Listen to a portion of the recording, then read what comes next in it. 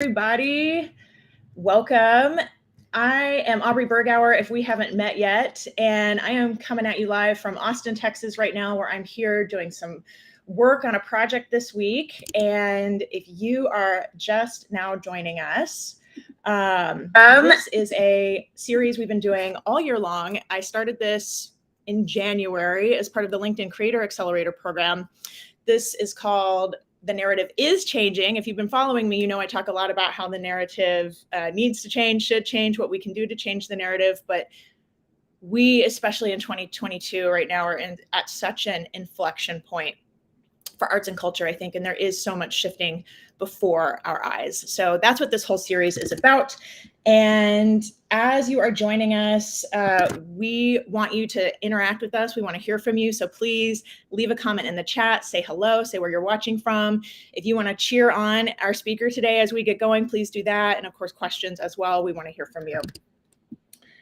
Okay, so the topic of today is really the state of the workforce for arts and culture, hiring, the great reshuffle, all of these topics that affect every single one of us working in this business. And we know that there is a lot of hiring happening right now. Every day I see tons of new job posts. Every day people are sending me posts saying, who do you know? Who can you recommend? There's a lot of people looking. There's just a lot of shifting happening. We're seeing these changes before our eyes, in other words, and as well as seeing changes in topics like salary disclosure. More and more companies are saying, yes, we're going to be transparent about this. And then also we want to be transparent about what employees are looking for in an employer. And that's really a lot of what we're going to talk about today. So we are going to spend the next 20 minutes or so. We've got a lot to bring to you today with an amazing guest. So as we do that, let me bring on Karen Freeman and I will introduce her more properly here. Hi, Karen. Hello. So everybody, as you're tuning in, I just want to say, please leave, like I said, leave a comment in the chat, say hello, say where you're watching from. If you have questions, we definitely want to hear from you. I'll come back to those questions at the end. And for now, though, let me more properly introduce Karen. Karen Freeman is a musician by training. So she's one of us, especially if you're in classical music. She played cello, she played piano, she was an Interlochen kid. And after that, she went on to get degrees from both Harvard and MIT. She is a researcher. Then later at McKinsey was the global head of digital and analytics modeling. She did digital transformations, design thinking, like training over 17,000 consultants worldwide on these topics. So just so much in her wheelhouse from that experience alone. And then as Karen said it to me when she came to Advisory Board for the Arts in 2019, it really put all of that together for her. And we're so lucky for that in our industry here. And I have to say, everywhere I go, people are always telling me about Advisory Board for the Arts. Aubrey, do you know them? Have you worked with them? You need to follow them. And just telling me how we think so similarly in many ways. So Karen and I had met along the way a few years ago for some audience development work they were doing, and then reconnected this year at the League Conference in LA. And I asked Karen if we could share some of these findings from one of their recent studies more broadly here. And she said yes. So the timing of this is good. Last bit, and then we'll get going. The timing of this is good because they have a new survey coming out soon. So put a pin in that and we'll come back to that later. And she'll tell you all about it and how you can participate. So with all of that, Karen, I'm so glad you're here. I'm so glad to be doing this with you. Thanks for having me. So I want to dive right in. So my understanding is that ABA does one major broad survey, sort of field-wide data deep dive a year. And this past year, that topic was on the future of work and specifically attracting and retaining talent. So can you explain the methodology, your approach, and did you have specific questions in mind that you sought out to answer?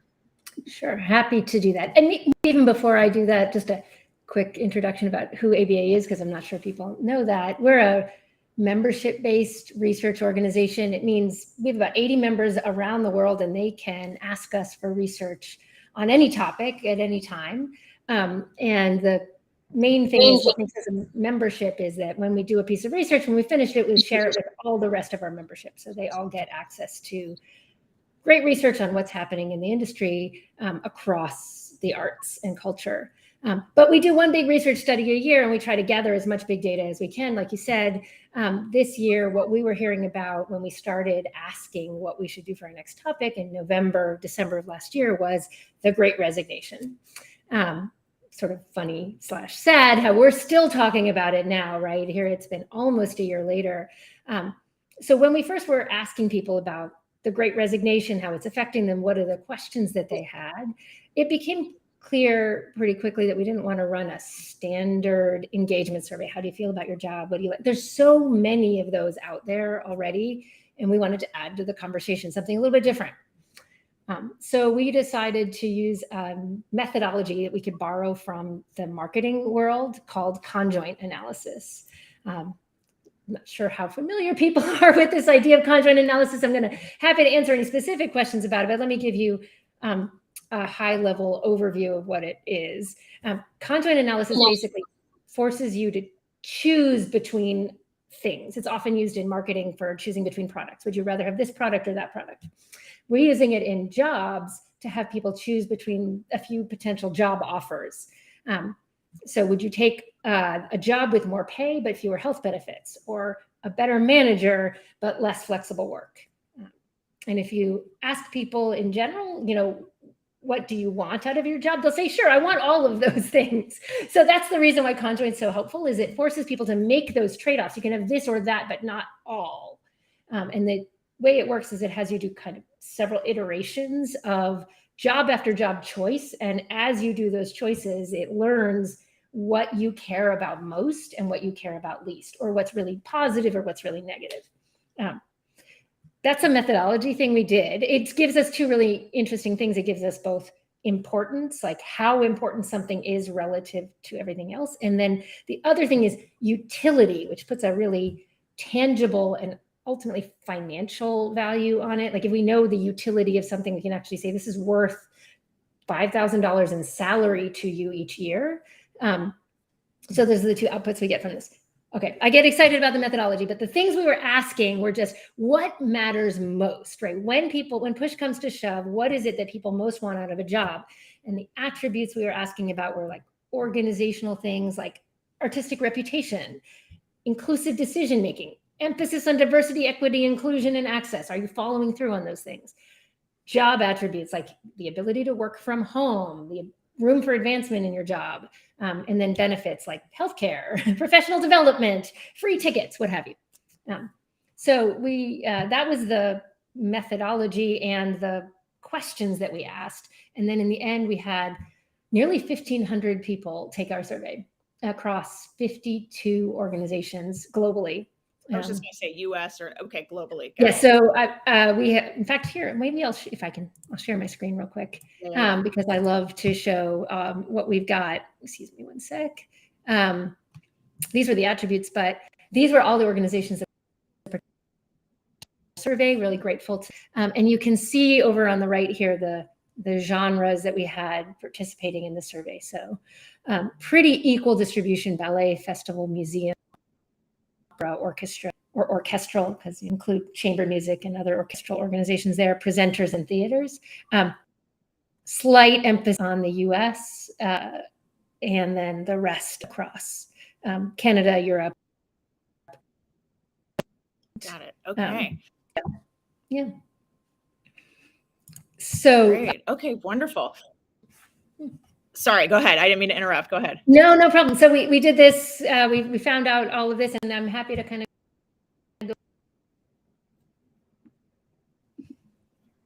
Perfect. Okay. Sorry, you cut out for just a second on my end there. Okay. Awesome. Thank you for all of that. So what I want you to do now is just really get into the top line findings. And I'm seeing a couple questions come in already. That's perfect. We're going to circle back. We will get to those questions. So everybody else, as Karen is sharing more about really what are the results of this survey, if you have other questions, other thoughts, like I said, cheer her on, all that kind of stuff. We want to hear from you. We want you to be active in the comments. So with that, yeah, top line findings. Sure. I do love to talk about the slides, so I'll share my screen again because I think there were 4 things that were most interesting across this whole survey. There's a lot that we can talk about, and so I will try to keep it simple to the 4 that matter most. First is, in addition to asking people to make trade-offs choices about what they wanted from a job, we also rate their attributes. So it gave us this really interesting picture of what an average arts organization looks like. And this isn't the whole list of attributes, but it's the most important ones. Are you guys able to see this all right? Yeah, it's coming through. I just turned off my video so you could actually speak freely. Sure. All right, so it's not the whole list of attributes.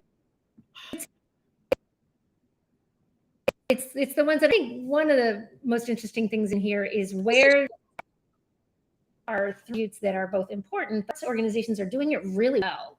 And I'm not sure, but maybe things will surprise you. If the first one, if you look, 52% of respondents said that they have good job arts organizations, right? They're really, especially any of you out there who is a manager, nicely done. 72% of people said that they have excellent job security. So it's a testament to the kind of benefit that a job in nonprofit can really help you with. And then third is that 50% of our respondents said that they have an organization with the highest artistic reputation for the highest quality, which is interesting, right? I think there's a bit of a Lake Wobegon effect going on, perhaps. But at any rate, I won't go through them all, but you can see that aside from those 3 categories, and pretty much everywhere else, there is room for improvement. Like the average organization is somewhere in the middle on all of these attributes that we looked at. So that was thing 1 that I thought was interesting, is just what does the average organization look like? And the fact that the average organization, at least as perceived by staff, has the highest level of artistic reputation. The second thing is we looked at what matters most, right? So the key question of this whole survey. I just a moment of methodology maybe will help make this clear. As I mentioned earlier, one of the things we get out of a conjoint survey is this thing called a utility score. It just tells us apples to apples how important something is compared to something else. And we also asked people a little bit about salary, right? So one of the things they were trading off in that list of trade-offs was a 10% salary increase or a 10% salary decrease here or there. And so we could actually calculate how much money things were worth to different people. So when we did that, we compared it to average. We said, what are the things that an arts organization can do to differentiate themselves and make staff happier? What has the greatest opportunity to improve staff, likelihood to stay and happiness? And that's what this next slide has in it. So this is, we grouped things together. So these are all those attributes. We grouped them together into the different ways that you probably would think about it, right? You can work on having a more inclusive culture. You can work on having more flexibility. You can have better advancement opportunities. You can have better managers and so on. By the way, all the way over on the right, people don't care that much about their workplace investment in technology or office space. So those are some things that's, easy for us to not worry about too much. Way at the top, though, is an inclusive culture, an inclusive and participatory culture. So we're seeing a huge opportunity in arts organizations improving organizational transparency, in following through on their commitment to diversity, equity, and inclusion and access, in having an inclusive decision-making culture, and improving job accountability. Those 4 things together are worth almost $6,000 per person per year in salary. So huge opportunity there. Flexibility, I think, is the second, most important here. And interesting to see, I think a lot of organizations have already taken some steps here, but there's still even more room to improve there as well. So that's the second cool thing. Can I keep going with third and fourth? Please, I'm having this moment here. I do want you to go on, but I just want to underscore. I always thought, I guess, wrongly, clearly, that like wanting an inclusive culture was some subset of people. I don't know, like myself being part of that, but now I'm seeing this in the data. No, I can't say we all, but it's the number one finding that means the huge majority. opportunity area. Yeah. And you know, perhaps it is reflective of this moment in particular. I'm sure we'll end up talking about this some more, but this time, people have been through a lot, right? And so the opportunity to participate in their organization and have an influence and help their organization do good in the world, even more so than they might in their individual role in a bigger sense, is really important to people, I think, especially right now. I love that. Oh my gosh. And you're attaching a dollar figure to it, which is fascinating. So, okay, I'm going to stop. I want you to keep going, please. All right. Well, so this is just looking at the overall averages of the value, the potential of going from average to great for arts organizations grouped together. We also looked at differences. We had collected a sorts of demographic information, age, department. Of course, we had all different regions. We didn't see a lot of big differences most places. I will say, in case we had folks, outside of the US, healthcare is a US specific thing, right? You see healthcare is pretty large in here. It's pretty important to people. That's not true in the UK and US. I mean, outside of the US. And artistic operational staff cared less about working from home. Makes sense, right? It's not something that you usually can do. But we didn't see many other differences. Where we saw a huge difference, though, was in generation. Different age groups have just really different preferences. So this is just ranking the preferences. So healthcare benefits by age group. So under 25 is the orange bars, 26 to 41 is purple bars, 42 to 57 is the yellow bars, and then 58 to 76 is the blue bars. We kind of blew out the two in the middle here because it's really the most stark kind of trade-off or difference that you see here. But it's the same height for everything. We didn't change the height, just the width. I think it's really, really interesting when you look at how important artistic reputation, the arts organization's artistic reputation is. Baby boomers, it's one of the top, maybe second most important thing on this list. And overall, for Gen Z, it's not even in the top 10, right? And you would think that the youngest people would be the most interested in having a place they can go establish themselves with a great artistic reputation. Like the higher the artistic reputation, the more their career will take off, right? But no, it's the lowest. Yeah, it's like, I mean, I'm just assessing this on this fly, but it's inversely proportionate, basically. I mean, that's incredible. Yeah, I mean, who knows if, right, it's not like they're necessarily thinking about these two things together, but right, in contrast, there's the exact opposite trend happening for diversity, equity, inclusion, and access, where it's like number 3 on the list for the youngest staff, no matter who they are, right? They're interested in seeing the organization take a stand and make real progress in diversity, equity, inclusion, there's that word again, and access. And then baby boomers, it's just much less important. It's not unimportant, but much less important. So this like contrast between what young people and older people are looking for out of their arts career is fascinating. And the fact that millennials and Gen Z care much less about artistic reputation and care much more about diversity, equity, and inclusion tells you this is likely to stick around in the future, right? It's not just a moment in time thing. That's right. Yeah, I appreciate you underscoring that. Yeah. I see some fun commentary that we're going to be able to go after. At any rate, before I get to the fourth cool thing, there was another small group that had a different opinion than everybody else. And it's a good reminder to us that we sometimes let our own biases get in the way. And that was the C-suite. They cared a whole lot more about artistic reputation and a whole lot less about job schedule flexibility and hours. This just shows it on a different scale, like percentage more they cared about it, right? So almost twice as much care. C-suite cared more about artistic reputation than people in the artistic department did, right? I think that's really interesting. But also, these are people who are making policy, right? And the message we always say is, right, you're not the consumer. You don't use your own preferences to determine policy. This is why a survey like this can be really important, because if they just went off what they wanted, it's going to be different. Now, this is their personal preferences, right? I'm not saying people in the C-suite can get out of their own heads. It's just a reminder to get out of their own heads. Yeah. All right, I got one more. Okay, so the last thing we did with the cool thing you can do with conjoint analysis is you can run simulations. You can say, okay, if there's different jobs in the world, how many people would take one versus another? Mm-hmm.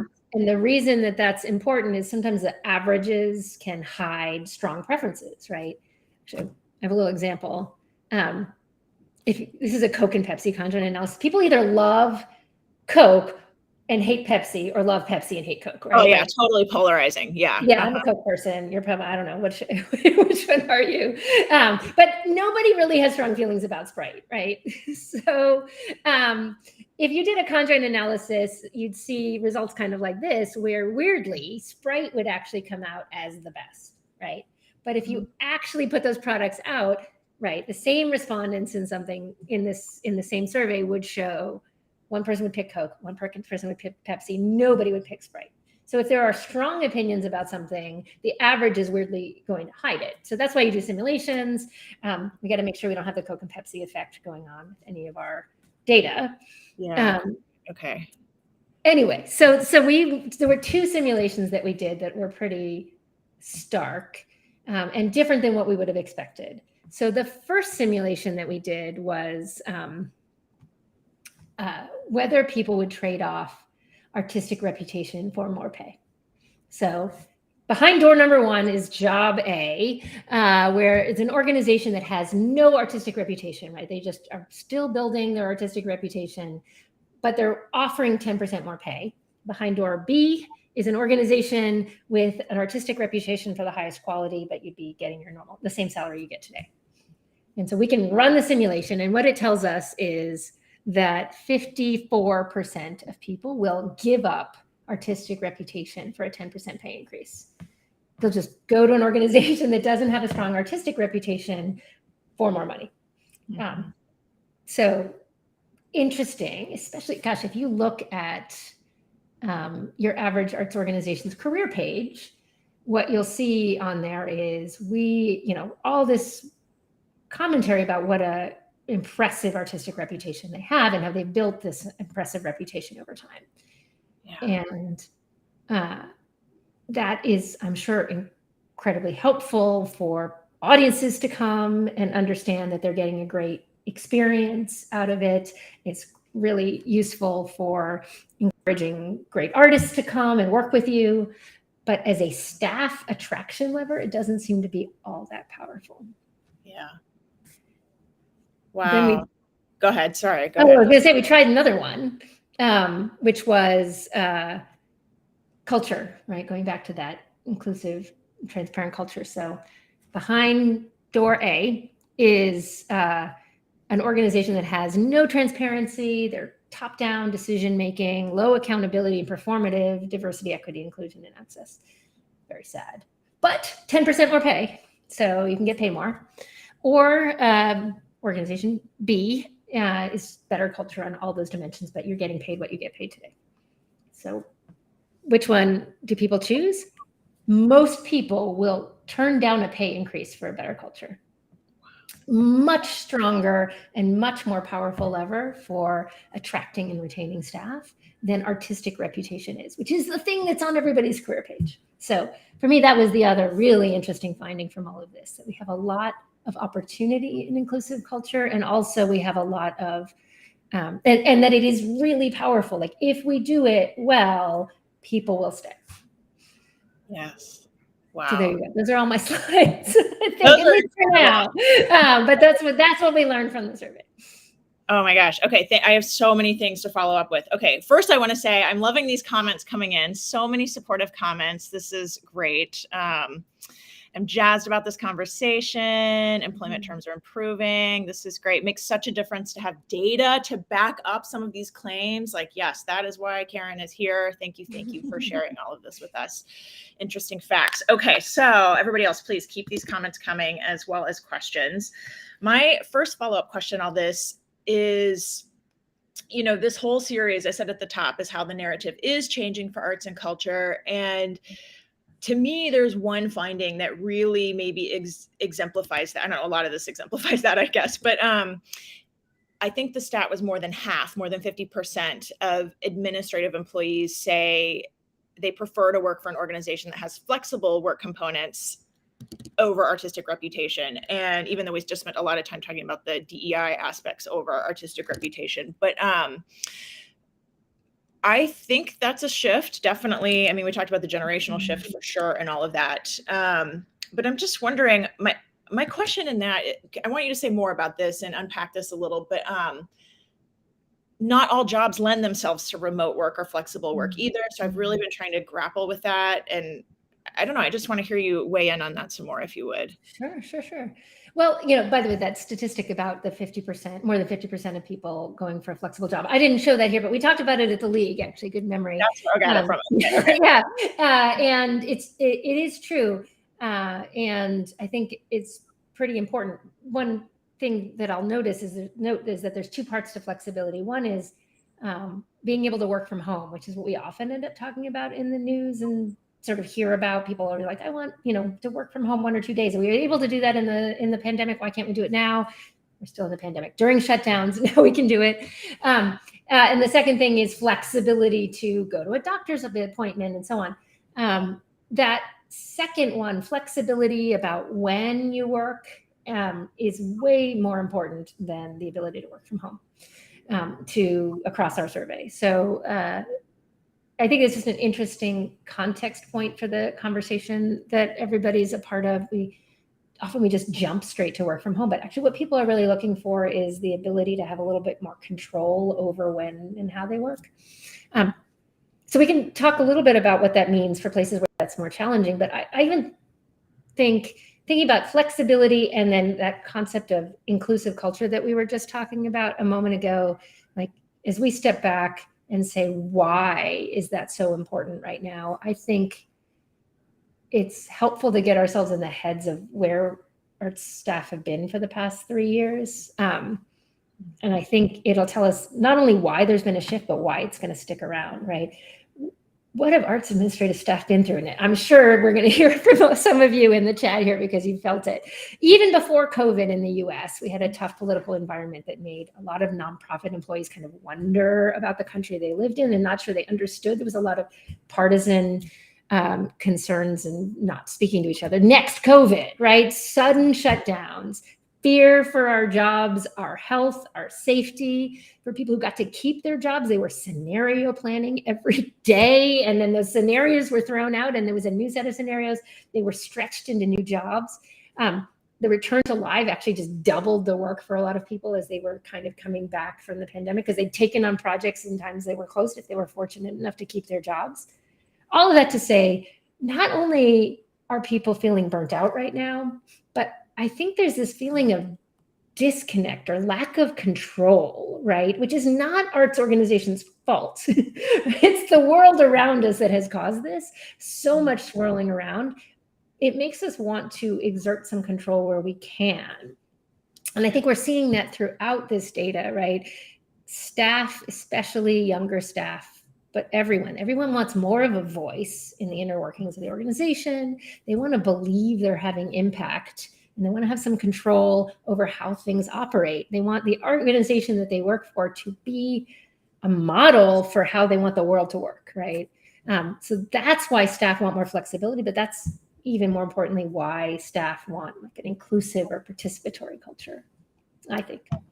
Yeah, I really appreciate, Karen, how you just have such empathy as you're sharing the data with us. And I think that is powerful, not in the sense that we all want to be seen, which is true, but also in the sense of, and you said this earlier, when people who are hiring are trying to figure out how to get a better, larger, whatever applicant pool, this matters. And so empathy in that way, I know I'm always saying, know your audience, right? Well, in this case, if you're an employer, your audience is the candidate pool or potential candidate pool. So I'm just sort of like putting a few threads together here, if I may, but you talked about, not leading with artistic quality. There are these other things that matter more.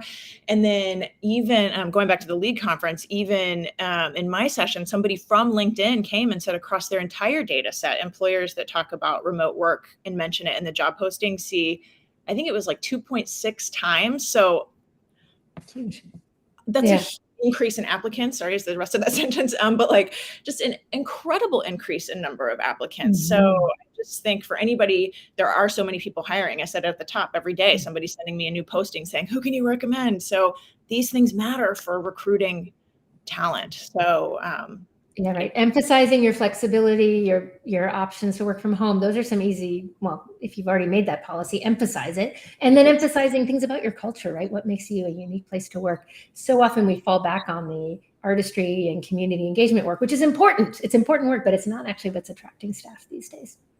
Yeah. Are there, on this topic of things evolving, changing, shifting, our eyes, are there any other findings like this where it just sort of emerged and you were like, that's a shift?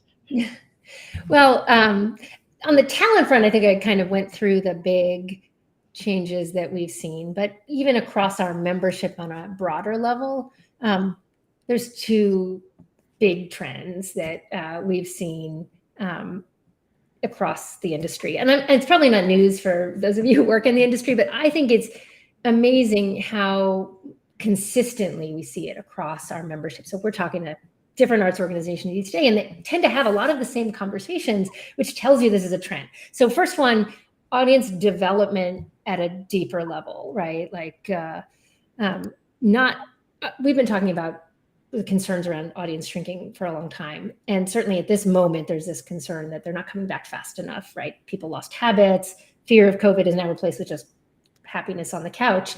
But there's this opportunity. I think people are seeing it as an opportunity to bring people in who haven't come before. It's not a new conversation, but I see more willingness to make more change than ever before. So that's one big trend. They're making changes in programming and investments, community engagement, all those sorts of things that people are doing way more. Yeah, I see that too in my own work. Right, you see as much, right? The narrative is changing. Yes, there is more. Sometimes not fast enough for some of us. For others, maybe too fast. There's a spectrum for sure. Right. Yeah. Well, like the goalposts change as soon as you move them, because as they should, right? We always want to be making progress. The other thing we see is a lot of community engagement and being really, really following through on that promise of investing in and being part of the community. I think that's part of a strategic plan of almost every arts organization I've talked to. And we've helped our members make job descriptions for new roles in community engagement and education, and think about the scope of those roles and also how they measure impact. So those are some conversations we're also having in a different kind way, I think, than we would have had 4 or 5 years ago. Yeah, totally agree. Okay, I have so many more questions I want to ask. I'm going to go to the chat because I'm keeping an eye on the clock as well as an eye on the chat. So everybody else, if you have more questions, keep them coming. But circling back, Bradley's asking, can you speak about general accountability and psychological safety, best practices, guidances? I don't know if that's meaning it's part of the methodology or anything else that bubbled up in terms of the culture people care about. Sure. It's funny. We've just been talking about the data part of it, but as part of this research, we talked with dozens of arts organizations specifically about what they're doing in inclusion, right? Because if the number one finding is improving an inclusive and participatory culture, then what do you do about it? And we had some conversations, one with an organization that is really made incredible strides where, staff even have an opportunity, and this is a theater, to have a say in what scripts are chosen from the artistic team, right? Like really participatory in that way. But we also have some great, just simple and helpful best practices to those things you were talking about, psychological safety and inclusion and feeling like you belong in an organization. One of the examples that we learned about was an organization that asked every employee, I think it was in a department, but eventually it's going to be across the organization, to share a user guide, like a little bit about yourself, how you like to work, how you communicate, how people, what people should know about you, what makes you different, right? All of those things. And they've stored them in a place where you can kind of access them. And they've created this culture of people sharing what makes them individual and how to work with them. So it helps them work together. It helps them with conflict resolution and understanding each other, but it also helps encourage people to, right, getting back to that psychological safety point, like talk about their differences and be comfortable sharing things about their differences. So it's a simple thing you can do. If you're a manager in a team, you can start doing that yourself. It had a pretty big impact on the organization that we talked to. Yeah, Bradley says I love that. Mm-hmm. Okay, last call for questions. There's a bit of a delay from when you all type them and they come to us. So last call. Meanwhile, I want to follow up actually almost right where you left off, Karen. If somebody is working for an arts organization and they are not the chief executive or don't have a ton of decision-making power, but they care about these issues, care about being data-driven, that's a whole culture point too, in my opinion. Really, the question is, what can somebody do? Where should they start? Thoughts? Well, so I think maybe there's two questions. One is, what do you do to change culture? And the other is, what do you do to make an organization more data-driven? I love both of those questions. So to change culture, I think there's a concept in the corporate world that I haven't really seen trickle into the nonprofit world, but it's one of my favorite concepts. It's the difference between culture and climate. So culture is what the organization has.